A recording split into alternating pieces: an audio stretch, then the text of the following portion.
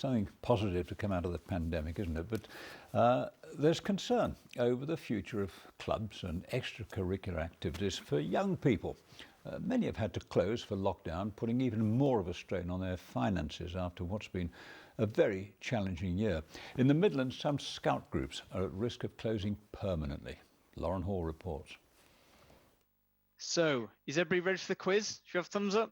Their motto is be prepared, but nothing could have prepared them for the impact of this pandemic.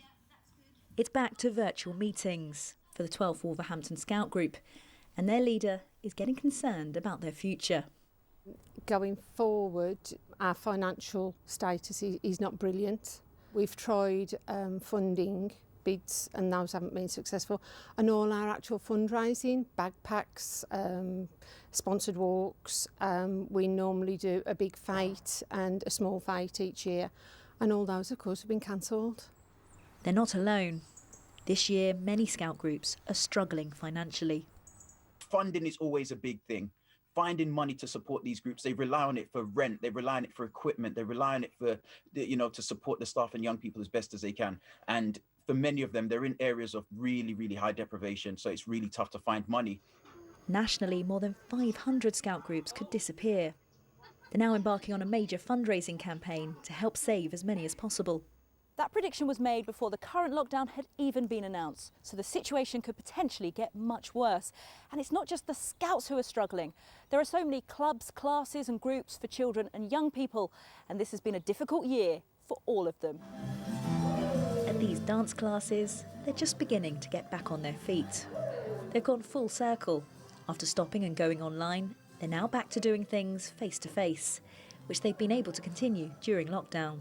I look after the children quite a bit, so I do lots of activities with them. So it's nice to get back into it again. The children love it, doing it at home on Zoom. It's really good that we've had Zoom, but it's just not quite the same as coming out and meeting other children.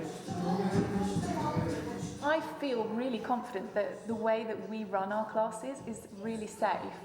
The adults, they come in one way, they're all 2 metres apart for the entire session, they're all wearing masks, we're sanitising.